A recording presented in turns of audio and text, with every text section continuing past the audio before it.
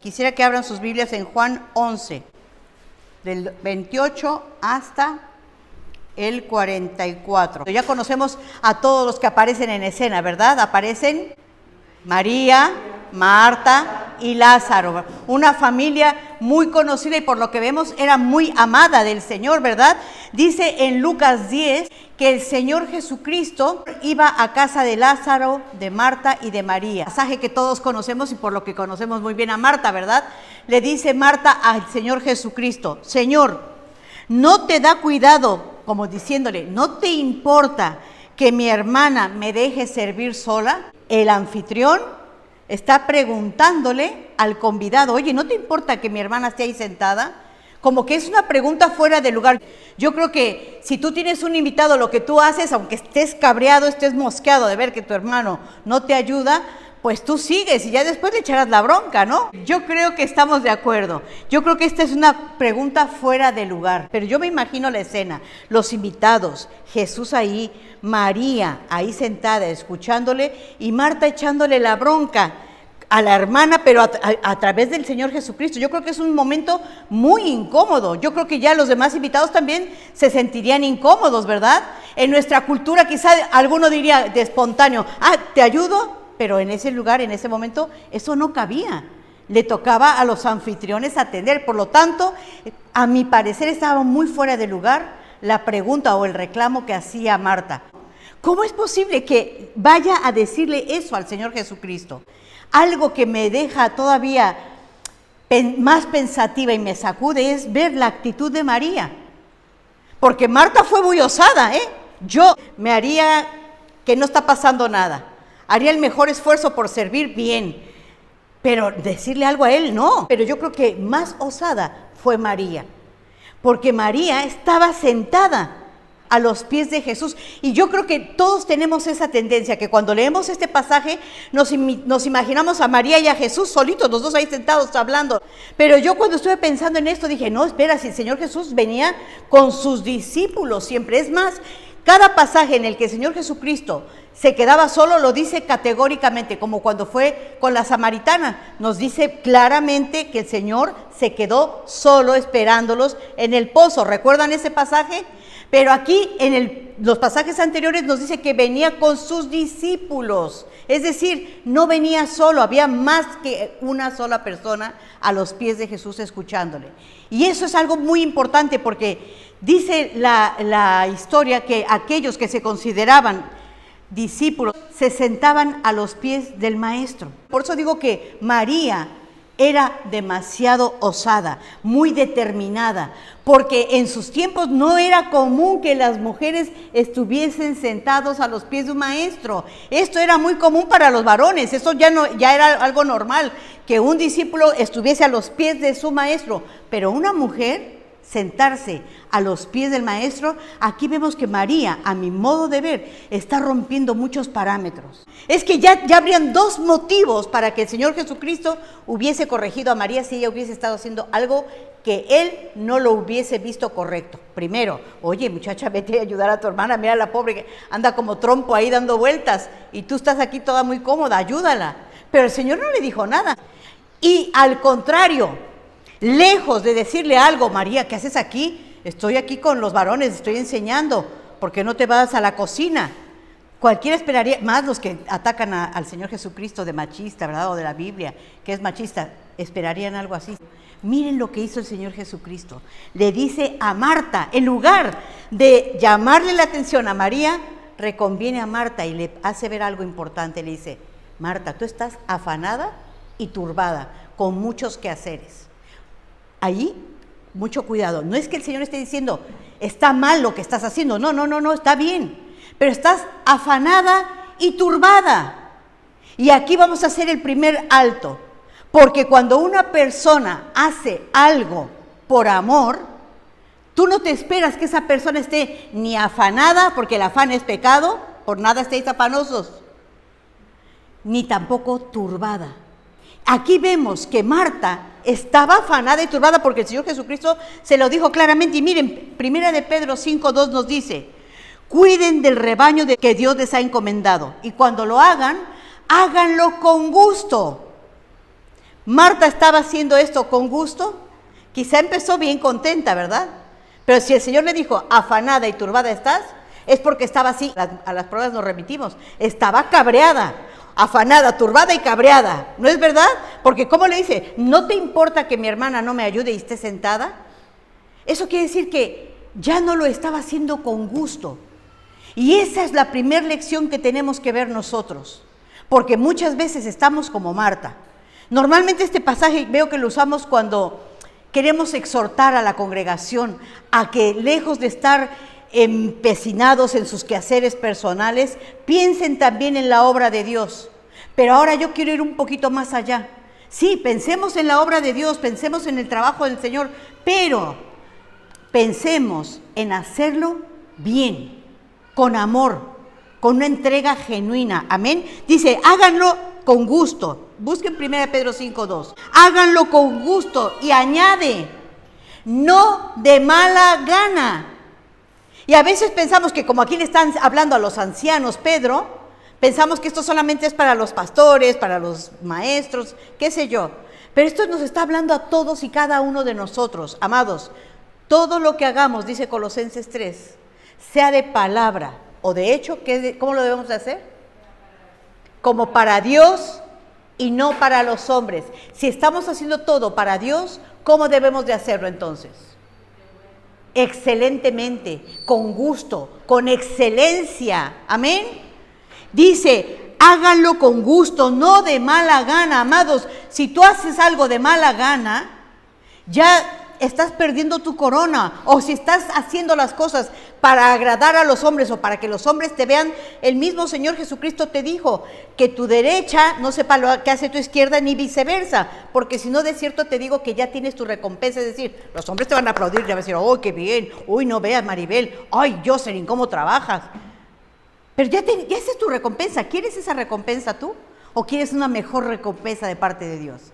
Entonces tienes que hacer las cosas como para Dios, para agradar a Dios y no a los hombres. Hacerlo con gusto, no de mala gana, ni por beneficio personal. Esto es algo que lamentablemente estamos viendo hoy en día muchísimo y lo tenemos que decir porque no podemos ocultarlo. Lamentablemente, hoy hay muchos que están haciendo las cosas de mala gana. No lo están haciendo excelentemente y lo están haciendo para buscar su propio beneficio.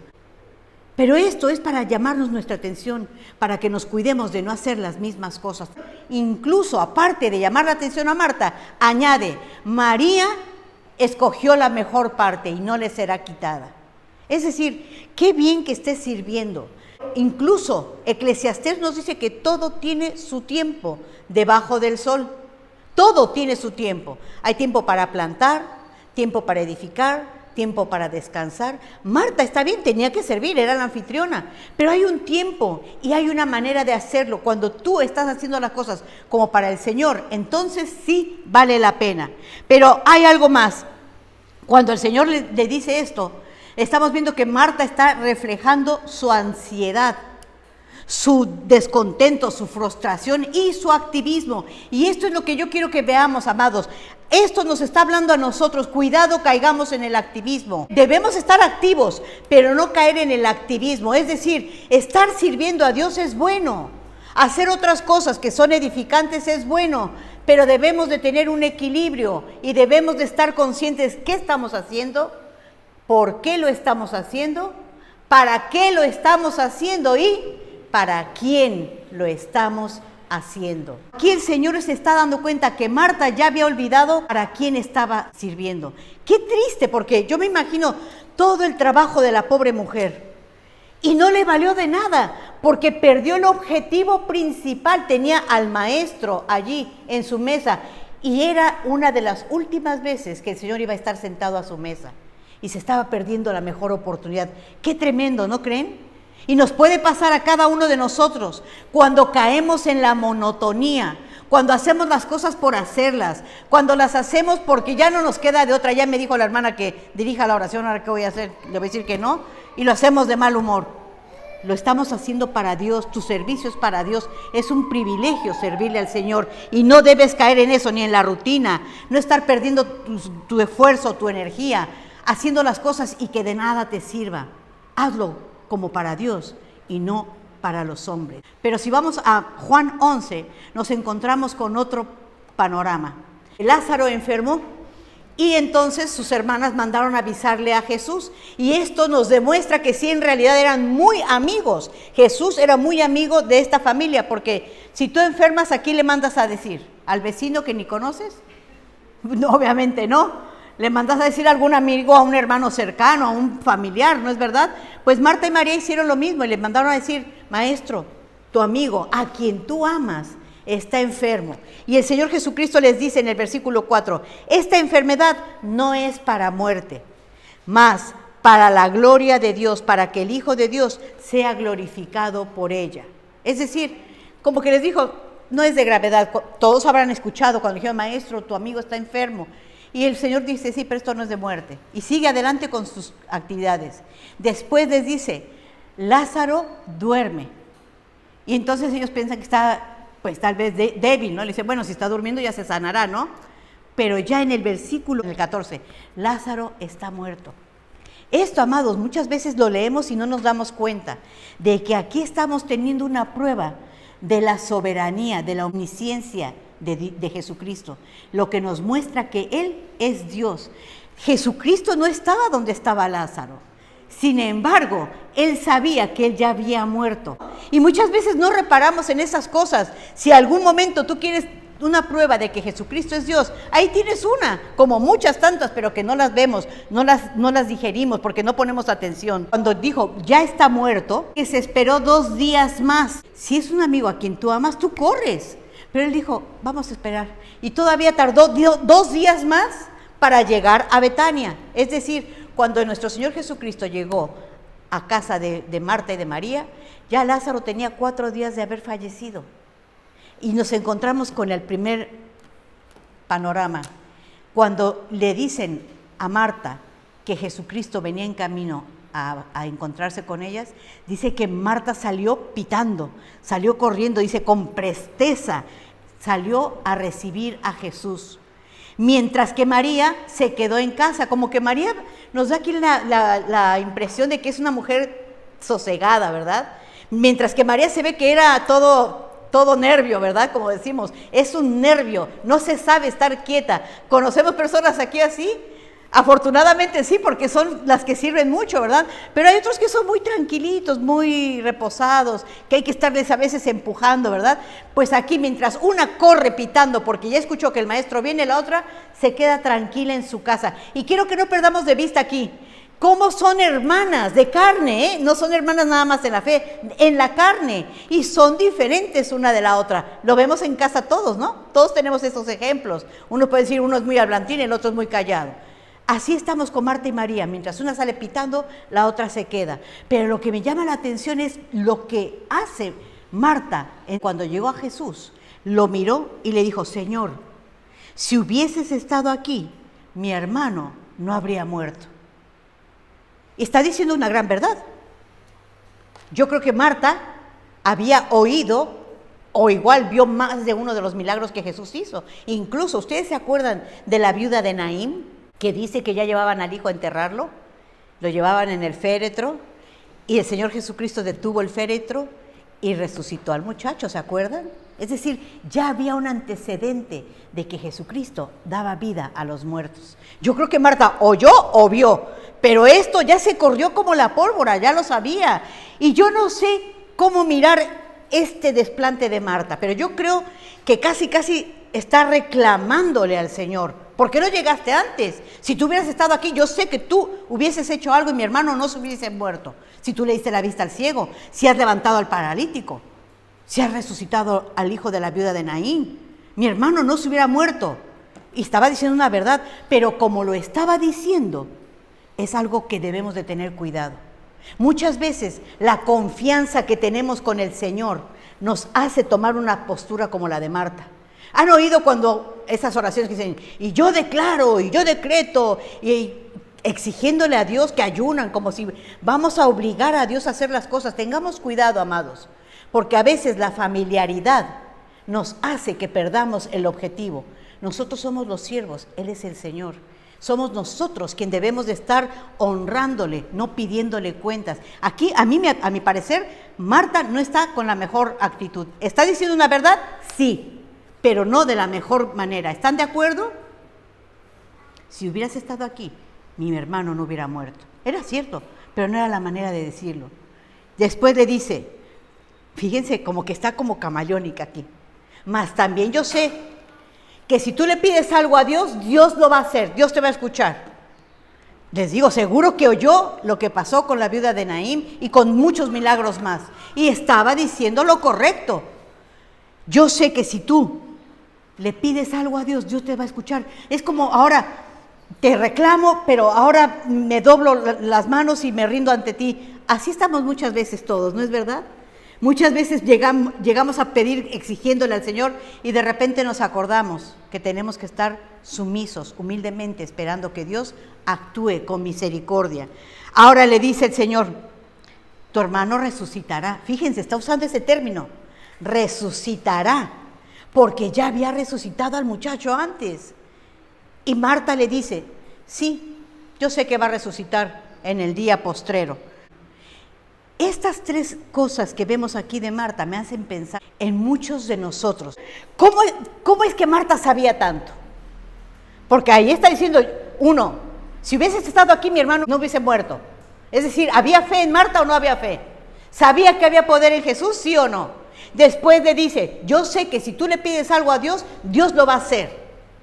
Y tercero, sí, yo sé que resucitará en el día postrero cuando tú vuelvas. Es decir, para mí era una teóloga en potencia, tenía mucho conocimiento y es digno de admirar, porque imagínense a Marta de acá para allá, sirviendo, trabajando, limpiando, y yo creo que algo que pasaba y escuchaba se le quedaba, y ahí yo digo chapó por Marta, así deberíamos de ser. Todos deberíamos de imitar esa actitud que, aunque ande yo ocupada, tengo tiempo para aprender algo de Dios. Ahora tenemos esas ventajas, ¿verdad? Un podcast, los pinganillos para estar escuchando una predicación, estar escuchando la Biblia. Véanse en Marta, pero no hagan como Marta actuó.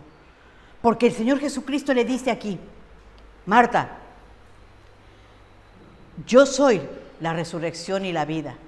Porque Marta le está diciendo, sí, va a resucitar en el día postrero. Le dice, a ver, espérate, tu teología, tienes toda la teoría bien, pero mal aplicada. Así nos pasa muchas veces a nosotros, ¿verdad?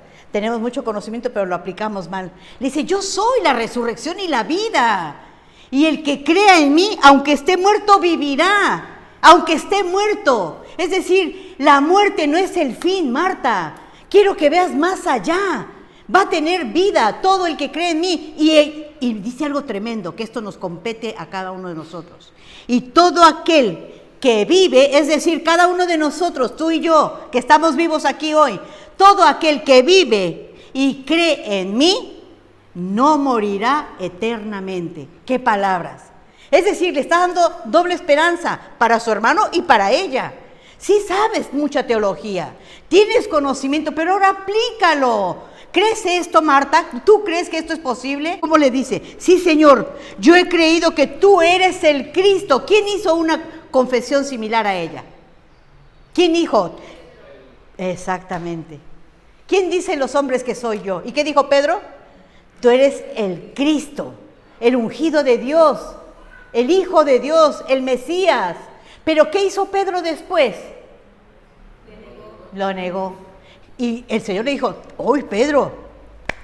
Te pasaste con sobresaliente. No te lo reveló ni carne ni sangre, sino mi Padre. Aquí Marta está haciendo lo mismo. Sí, Señor, yo he creído que tú eres el Cristo, el Mesías, el ungido, el Hijo de Dios que has venido al mundo. Y hasta aquí todos podríamos estar contentos, ¿verdad? Pero quiero que veamos el gran paso que va a dar ahora Marta. Porque no por algo nos dice el Señor, amarás al Señor tu Dios, ¿con qué? Con todo tu corazón, con toda tu mente, con convicción, con todas tus fuerzas. Con esas fuerzas, con toda nuestra mente y con todo nuestro corazón es como debemos de amar a Dios, es decir, completamente. Y Marta, aquí me temo, porque lo vamos a ver, que estaba su corazón dividido. entre lo terrenal y lo espiritual. Sabía Biblia, sabía teología, sabía, lo estamos viendo. Pero ahora vamos a darnos el siguiente paso para que puedan ver por qué estoy diciéndoles esto. Va a buscar a su hermana y le dice, el maestro te llama. Dice que cuando María escuchó lo que le dijo Marta, se levantó deprisa y se fue a ver a Jesús. Se postró a sus pies diciéndole, si hubieras estado aquí, no habría muerto mi hermano. ¿Es la misma frase que le dijo Marta al Señor? Pero hay una gran diferencia. ¿Cuál es? Díganmela ustedes. Se postró a los pies del maestro. ¿Ven la diferencia? ¿Por qué les digo que Marta estaba en una actitud incorrecta? Porque ella estaba casi reclamando. Pero aquí también damos un espacio para ver algo. El Señor no la redarguyó. ¿Y sabes por qué? Porque el Señor entiende cuando tú estás en dolor. Obviamente, ¿cómo se iba a sentir una persona que acaba de perder un ser querido?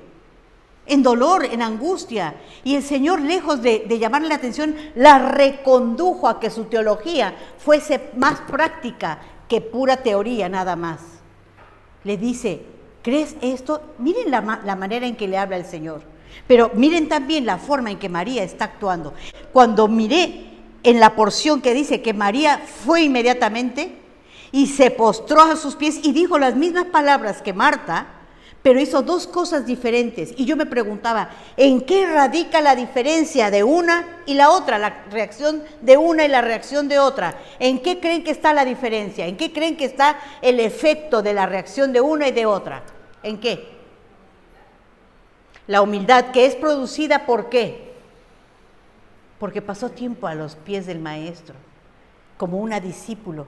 No era fácil para María estar ahí en medio de otras personas como un discípulo escuchando.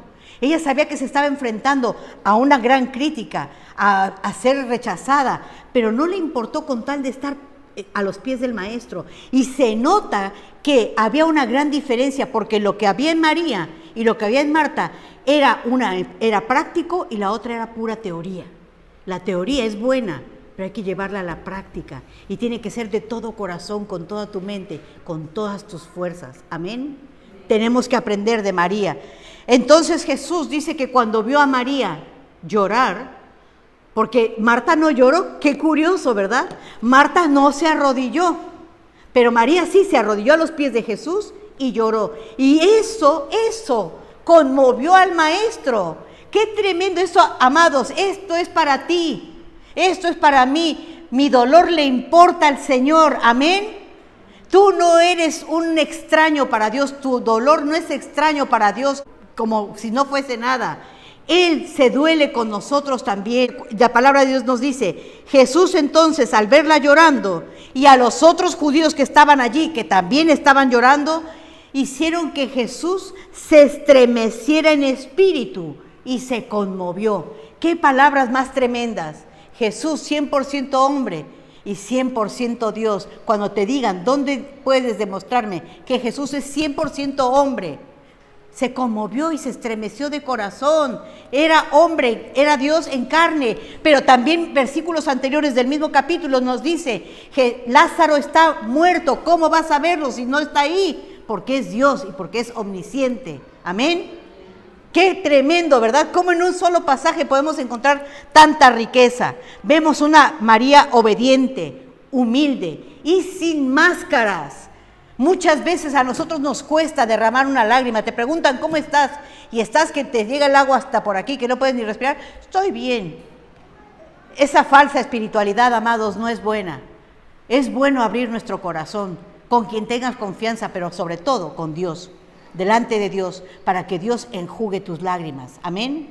No las ocultes. Háblale a Dios de tu dolor, de tu tristeza, de tu preocupación. Vacíate delante de Dios como lo hizo Ana. Miren, Ana se vació. Dice que lloró con amargura de espíritu. ¿Entienden esa frase? Toda la amargura que tenía dentro del corazón la sacó a través de sus lágrimas. ¿Y cuál fue el resultado? Dios le dio la petición que ella tenía, el anhelo de su corazón, le dio un hijo. Y no solo uno, le dio más, lo bendijo más. Pasado este momento, Jesús, cuando ya se conmovió, se dirige a todos los demás y les dice, quitad la piedra. Cuando nuestra fe es confrontada. Acuérdense, no se pierdan de vista. Vamos a llamarlo así con respeto, pero para que vean y me sigan el punto. Marta era una teóloga completa, ¿sí o no? Yo creo que podría dar un estudio completísimo de milagro y poder de Dios. Pero ahora cuando viene aquí a confrontar, a ver, vamos a ver, las dos me han dicho, si hubieras estado aquí, mi hermano no habría muerto. Y ahora dice el Señor Jesucristo, quitad la piedra. ¿Y quién salta? ¿Quién habla ahí? Marta. ¿Qué dice Marta? Maestro, no, espérate, ¿a dónde vas? Ya tiene 4 días. Por fin, ¿en qué quedamos, Marta? Te acabo de decir que yo soy la resurrección y la vida. Y te pregunté, ¿crees esto? Y tú me echaste un sermón teológico. Sí, yo he creído.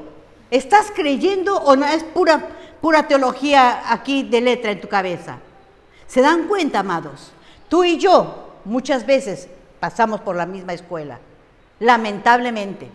Conocemos muchos versículos del poder de Dios, los podemos recitar ahora mismo. Podemos hablar de los milagros que hizo Jesús, pero cuando nos toca sentir el dolor en carne, qué diferente es eso, ¿verdad? Poner nuestra filosofía, nuestra teología en práctica ya es otra cosa. María saltó allí, ahí no la menciona. ¿Será casualidad? No, no es casualidad. Es que María escogió la mejor parte, estar a los pies de Jesús, llenarse de Jesús, como cantábamos, me encantó, de verdad, yo bendigo a Dios. Qué alabanza más tremenda. Vengo a ti, guíame, quiero entregarme, buscar tu rostro. Hoy me presento delante de ti, quiero que tú me guíes, quiero beber de tu agua.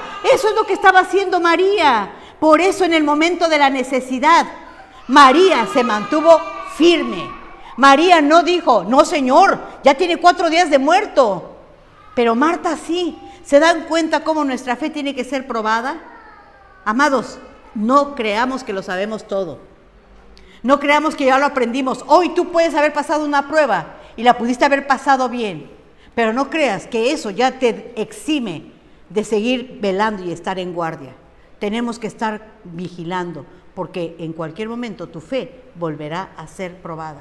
Señor Jesucristo, en medio de nuestros dolores y de nuestras penumbras, Él nos entiende, porque dice Hebreos que no tenemos un sumo sacerdote que no pueda compadecerse de nuestros dolores, de nuestras penas. ¿No es algo hermoso eso? Saber que cuando tú estás pasando una pena, un dolor, una tristeza, el Señor Jesucristo puede entender tu dolor.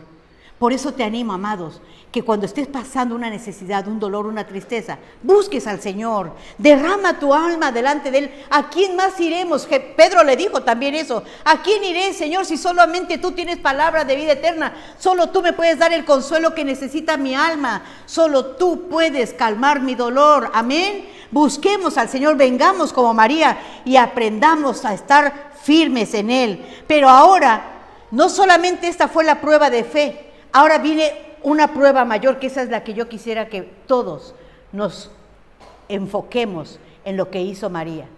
En Juan 12, un capítulo después, no se pierdan de vista, están las 2 hermanas, una sabe mucha teología, pero al final se da cuenta que a la práctica no pasa con sobresaliente. Sin embargo, María sí.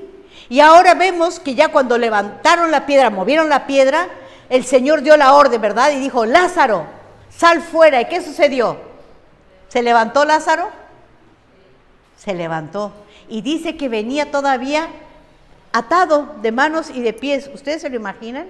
Yo me imagino al pobre Lázaro también caminando así, medio incómodo. ¿Cómo puedes caminar tú con los pies atados y las manos atadas? Y dice, cubierto el rostro. Ojalá nos demos cuenta, cada vez que cantamos, abre mis ojos, oh Cristo, que es una petición que tenemos que estar haciendo constantemente. Todos los días, abre mis ojos, Señor, para que yo pueda entender tu palabra, pueda mirar tu gloria. Miren, María continuó perseverando. Ahora vemos que María se presenta en el banquete que están haciendo allí. Yo me imagino que estaban celebrando la vida de Lázaro, había resucitado, ya le habían quitado las vendas, ya era libre. Como tú y yo necesitamos ser libres de ataduras, muchas veces no creemos, estamos atados. Pídele al Señor, Señor, pudre estas vendas mágicas, estas ataduras, rómpelas de mi vida. Ahora vemos que están todos reunidos y entre la familia y amigos venían también los enemigos del Señor Jesucristo, porque querían quitar de en medio a Jesús y a Lázaro, porque Lázaro ahora era un testimonio viviente de que Jesús era Dios, de que Jesús tenía poder. Ya estaban planeando, lean todo el capítulo 11 y 12, dice que estaban planeando cómo matar a Jesús y a Lázaro, porque por Lázaro muchos judíos que vieron el milagro se convirtieron. Entonces, lógico, querían quitarlo de en medio. Ahora, en esta escena, dice también, para variar, que Marta estaba sirviéndoles. Marta no cambiaba. Mucho discurso, si yo entiendo, yo creo, como todos nosotros, ¿verdad? Decimos mucho, pero hacemos poco. Así estaba Marta. Pero miren otra vez María, es que eso a mí me encanta. María se presenta con su alabastro de perfume. Y quiero que pongan atención. Este era un perfume muy costoso. Era un perfume que se tenía que traer desde la cima del Himalaya. Imagínense, desde la India lo mandaban a traer y, según todos los historiadores, el precio valía su contenido, porque dicen que aparte de que tenían que ir hasta el Himalaya a traer la flor de donde sacaban del nardo, dice que también todo lo que tenían que recorrer para llevarlo, el camino, los ladrones, etcétera, hacían que el precio aumentase. Y el tarro que tenía María, dice que era más o menos unos 300 gramos y valía 300 denarios. 300 denarios era el salario de todo un año. ¿Ustedes se imaginan? Yo haciendo las conversiones estaba leyendo que con esos 300 denarios en la actualidad, cambiándolo a nuestra moneda, te podrías comprar un coche de último modelo. ¿Cómo ven? Y esto era los ahorros de María, ¿eh? Porque si hubiera sido de Marta, yo creo que hubiera saltado, ¿a dónde vas con eso, chiquilla? Si estos son nuestros ahorros, esto es nuestro guardadito para cualquier emergencia. Pero vemos aquí a María que se presenta con el alabastro de perfume costoso. Y miren, todos ahí pendientes.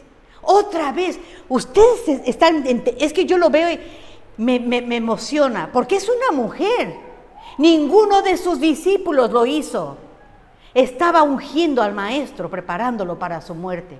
Y si ustedes se acuerdan, cuando el Señor Jesucristo fue crucificado, dice que las mujeres, en el libro de los Hechos nos lo dice, que las mujeres fueron muy temprano de mañana al sepulcro. ¿A qué iban? Iban a ungir al maestro. Iban a ungir al maestro porque no les había dado tiempo ungirlo. Pero cuando llegaron, el maestro ya no estaba allí. Eso te debe de hablar. Dice la palabra de Dios, incluso me viene ese pasaje ahora en Eclesiastés. Todo lo que te viniera a la mano para hacer, hazlo según tus fuerzas. Todo lo que te viniera a la mano para hacer, hazlo según tus fuerzas, porque al sepulcro donde tú vas no hay obra ni trabajo. ¿Qué te está dando Dios la oportunidad de hacer hoy, aquí? ¿Qué te está pidiendo el Señor que hagas? Miren a María, contra todo pronóstico, contra todo programa, fue en medio de toda la multitud de los que estaban ahí sentados a la mesa y se presentó con su alabastro costoso.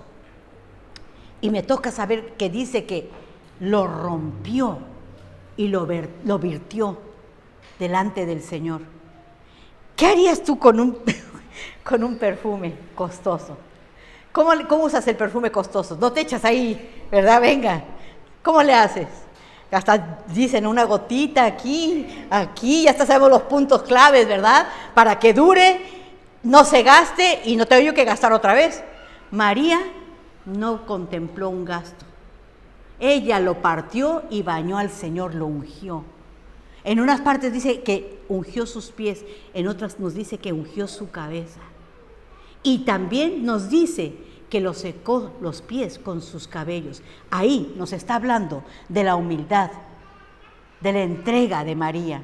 No midió nada, dice, al ungir los pies de Jesús con un perfume de nardo puro y al secarlos con sus cabellos, María mostró una honra extrema hacia Jesús, una entrega absoluta. No solamente yo me rindo ante ti, Señor, sino todo lo que tengo. No estuvo pensando, ¿qué voy a hacer yo si te echo todo y es todo un año?